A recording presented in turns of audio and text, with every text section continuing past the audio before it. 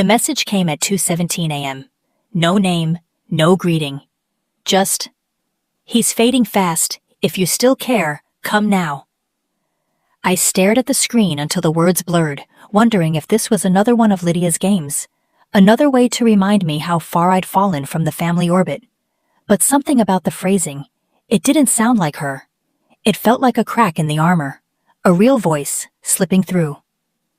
By noon the next day, I was standing in front of St. Alaric Medical Center, my childhood packed into a carry-on bag and a single photograph tucked between a notebook and my ID.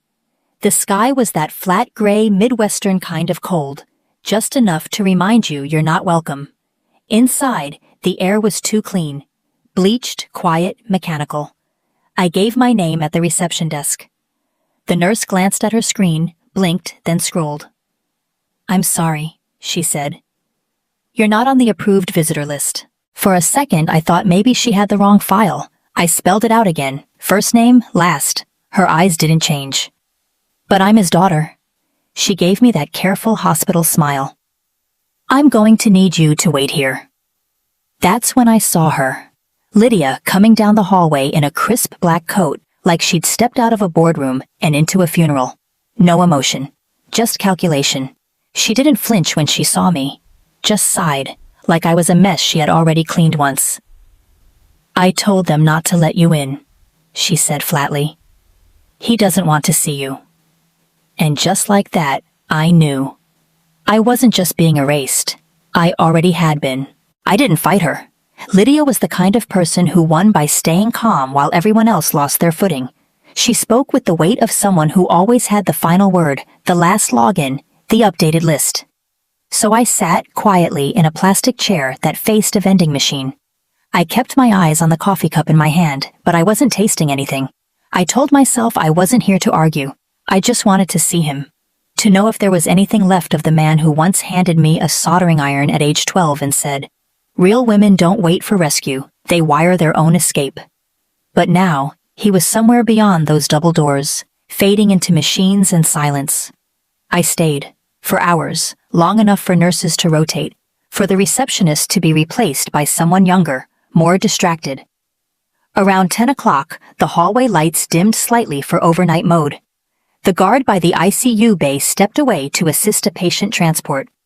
I didn't run, I just walked down the hall like I belonged, because part of me still did. The door to room 417 wasn't fully closed. The monitor beeped steady, slow. My father was almost unrecognizable in the bed, smaller, his once imposing hands curled inward slightly, his face pale and still. But his eyes opened when I stepped closer. Just a sliver, just enough.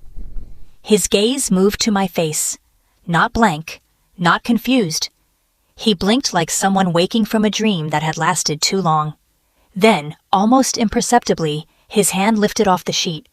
I reached out and took it, and for a moment neither of us said anything. Then he whispered, barely audible, rough like sandpaper, but clear. "Safe." I froze. That word hadn't touched air in over a decade. And then, like a crack of thunder, Lydia's voice broke through from behind. "You need to leave. Now." The monitor beeped faster. His grip tightened. She saw it too, and she didn't like it. I didn't move. Not right away. His fingers were still curled around mine, not strong, not forceful, but steady in a way that made me hesitate. Like letting go would mean giving Lydia what she wanted. Again. Her heels echoed sharply as she crossed the threshold. I didn't need to look at her to feel the weight of her stare. She had that kind of presence, the kind that made every room feel smaller the moment she entered. But it wasn't elegance. It was pressure. "I said," she repeated, quieter this time, but no less sharp. "You need to leave." I slowly released his hand. The monitor calmed slightly. He didn't speak again, but he blinked once, deliberately, just as I turned away. It felt like a silent apology, or a warning, maybe both. In the hallway, Lydia walked beside me like a lawyer escorting a trespasser out of court. No scene, no yelling, just control, weaponized in its most polite form. We reached the waiting area, and that's when she turned to face me. Her voice lower now, more personal. You don't get to just show up and play devoted daughter after 8 years of silence. You walked out. You made your choice. I made a choice not to live someone else's life, I said, keeping my voice level. That's not the same as giving up. Her eyes narrowed just slightly. That was the first crack. You think you're here to fix something, she continued, but there's nothing left for you to fix. He's moved on. So has the company. So has the family. She leaned in close enough that no one else could hear and said it like a threat wrapped in silk. If you keep pushing, I'll make sure you regret it. Like before. Then she straightened, smoothed her coat, and walked away, leaving me standing there in the fluorescent quiet, feeling like a shadow of the person I used to be. Only this time, I wasn't leaving. And she knew it. I didn't go back to the motel that night. I stayed in the cafeteria until the vending machines powered down and the lights shifted into that dull overnight hue, the one that makes everything feel like a hospital dream you can't wake from. Lydia was gone by then, probably back in whatever high-rise condo she'd designed to look like power. It was nearly 2 a.m. when a nurse tapped my shoulder. She wasn't young. Her badge read Marta, and her eyes, kind, tired, deliberate, lingered on me for a moment longer than necessary, like she knew exactly who I was and how long I'd been waiting to be seen. "Come with me," she said quietly. "I have something for you." I followed her down a hallway I hadn't noticed earlier, past the patient rooms, past the break room where someone had left a half-finished crossword open on a tray. We stopped in a small administrative alcove. She reached into a locked drawer and handed me a worn leather notebook, the kind my father used to carry before digital files became the family gospel. "He kept this by his bed," she said. "Made me promise not to give it to anyone else. Not even her." I opened it slowly. The first pages were messy, lines half-written, notes about the company, reminders to pay someone named Terrence, sketches of old floor plans. But around the middle, the handwriting changed. It got slower, shakier, more personal. And there it was, a single sentence circled in red ink that bled faintly through the page beneath. "If she ever comes back, protect her. She's the safe one." My throat closed. Marta watched me read it, then added, almost in a whisper, "She told us to block your name from the contact list, had it flagged as non-essential." I looked down at the notebook again, my hands suddenly unsteady. So Lydia hadn't just taken my place. She tried to make sure I never existed. I didn't sleep that night. Not really. I stared at the ceiling of a cheap motel room that smelled faintly of old air and lemon cleaner, the notebook still open beside me, turned to that line in red. I read it again and again, as if repetition would unlock something deeper. "If she ever comes back, protect her. She's the safe one." That word again, safe. Spoken with his last ounce of strength, and scribbled here, circled like a warning. Or a will. By morning, my hands had stopped shaking. I packed the notebook carefully and made 2 digital scans, one saved to a cloud drive, one to an encrypted USB. If Lydia had erased me once, I wasn't going to give her the chance to do it again. I walked into the public records office just after they opened. The clerk didn't ask many questions, just directed me to a dusty terminal in the corner. The system was slow, the interface outdated, but the names were still there. Our family company, once a clean, legacy-driven business, looked different now. On paper, Lydia hadn't just stepped in after I left. She'd made moves. Quiet ones. 3 things stood out almost immediately. First, a sequence of duplicated expense reports. Same vendor, same invoice number, billed twice 6 weeks apart. Second, a sudden transfer of board proxy rights. 4 names that used to report to my father had shifted under Lydia's control last year. And third, a signature dated just a month ago. My father's name. Flowing. Confident. But I knew his hand had been trembling since February. I didn't confront her. Not yet. I printed copies and sent backups to a secure folder. Whatever Lydia was doing. She hadn't covered her tracks as well as she thought. And something told me this was only the surface. Because when people get away with rewriting the past, they start thinking they can write the future too. And this time, I'd be ready to stop her. By the time I returned to the hospital, something had changed. The nurses who used to nod politely now kept their eyes on clipboards. Conversations paused when I stepped into the corridor. Marta still gave me a quiet smile, but even she looked uneasy, like someone had turned up the heat and told her not to sweat. I didn't need to ask what was happening. Lydia moved quickly when she felt threatened, and now I was a threat. It didn't take long to hear the first whisper. A volunteer by the elevator, on the phone with someone. I only caught part of it.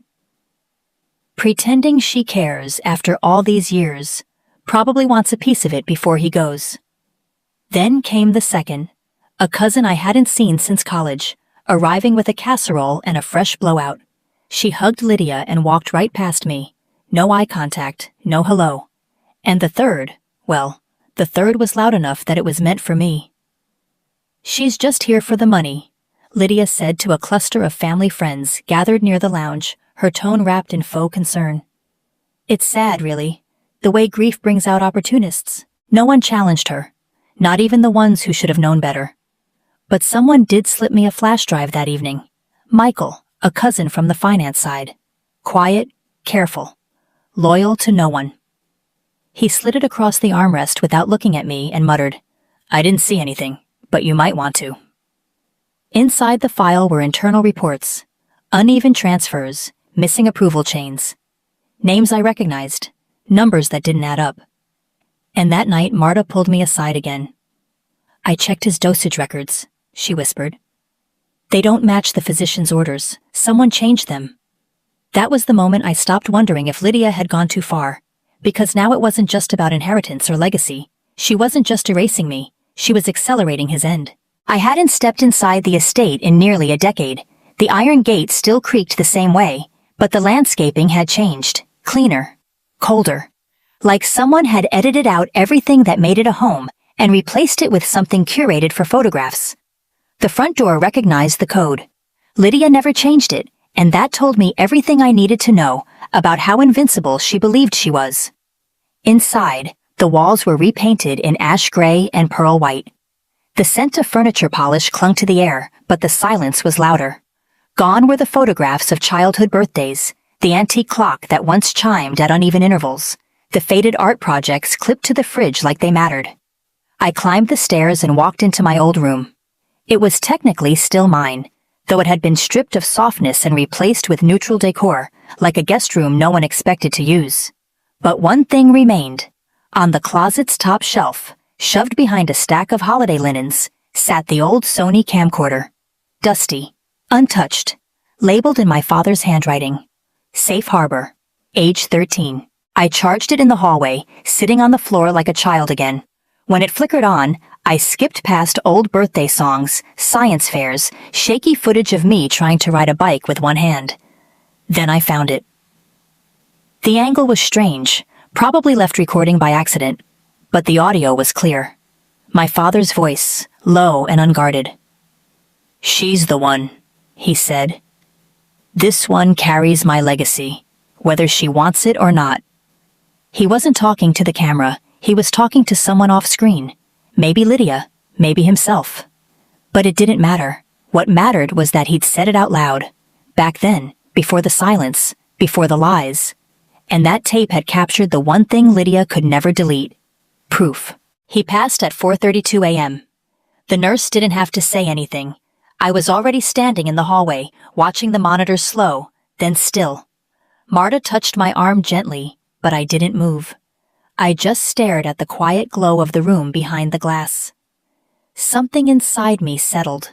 Not peace, not grief, but something heavier. Final. Lydia called the family meeting 3 hours later. The estate's formal lounge had always felt more like a gallery than a living room.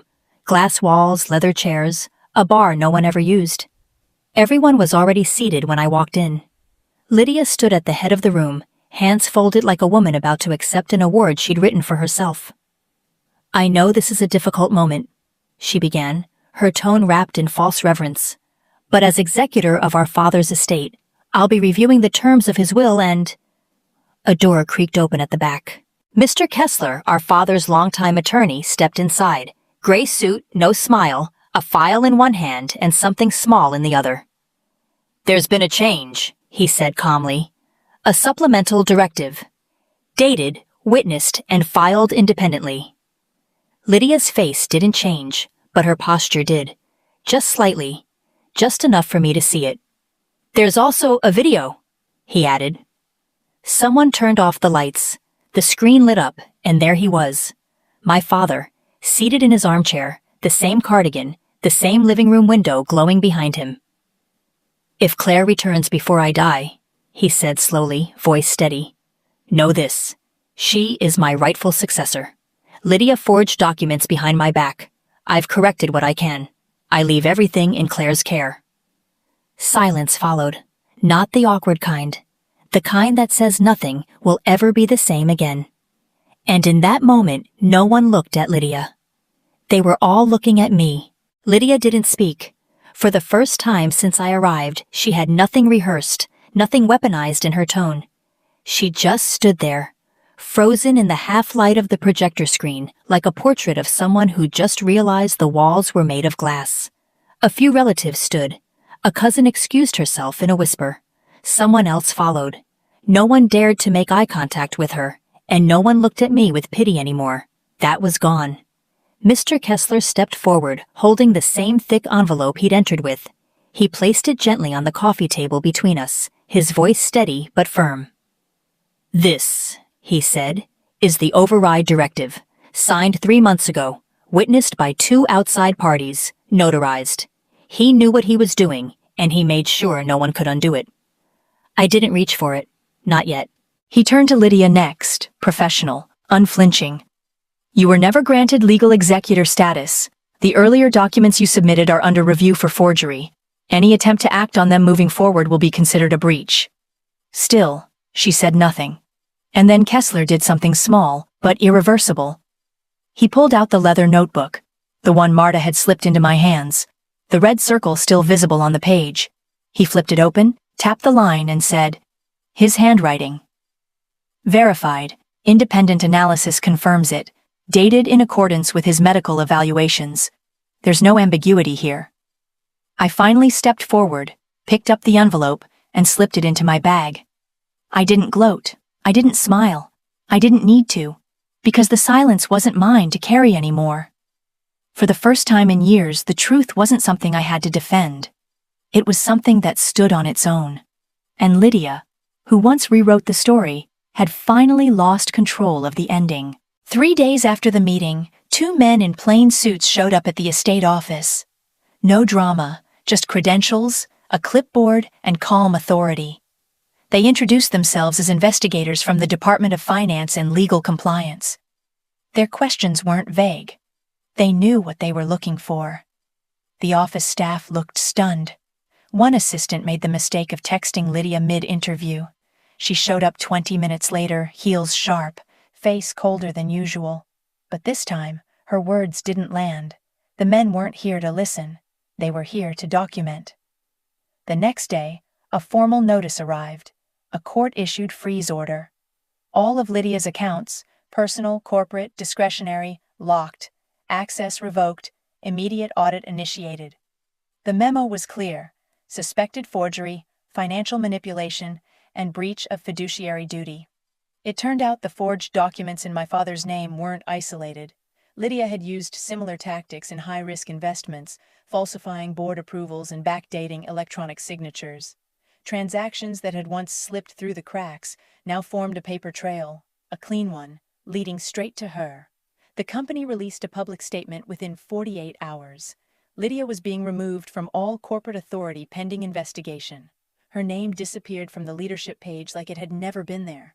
Just a blank space where control used to live. I didn't attend the emergency board meeting. I didn't need to, because this part wasn't mine to fight. This was the part where the truth spoke for itself. And for all the years I'd spent being erased, dismissed, rewritten, now, it was Lydia's version of reality that was falling apart. She hadn't just lost the estate. She'd lost the illusion that no one could touch her. And this time, she wasn't walking away clean. I didn't throw a party. There was no celebration, no triumphant headline or victory toast. Instead, I walked back into the hospital wing where it all began, not as a visitor desperate for approval, but as someone carrying the weight of something real. I met with the hospice director and quietly arranged to allocate a portion of the estate to long-term patient care. Staff support, therapy funding, new beds. No press release. Just a signature. Just a name returned to where it once belonged. On my way out, a janitor passed me in the hallway. Gray hair, soft eyes. He looked familiar, though I couldn't place him until he stopped beside the vending machine and said, without prompting, "He never stopped talking about you, you know, just quietly." And then he nodded, like that explained everything. And in a way it did. It was a clear morning when I visited the cemetery. No wind, just the soft rustle of leaves overhead, and the low hum of traffic in the distance. The stone was simple. His name, his years, nothing flowery. Just how he would have wanted it. I sat beside it for a while, saying nothing. Then I reached into my bag and pulled out two things. The notebook, and the old camcorder labeled Safe Harbor. I placed them gently at the base of the headstone. Weatherproofed, sealed, meant not to last forever, but long enough. Then I set a small record player beside me and let the static crackle for a moment before Ella Fitzgerald's voice filled the air. Summertime, his favorite. I didn't cry. I didn't speak. But as the song drifted upward, I let the voiceover take its place, because some endings are meant to be spoken only once. They said I left him, but he always knew. I wasn't the one who walked away. I was the safe one. And this time, there was no one left to rewrite that truth.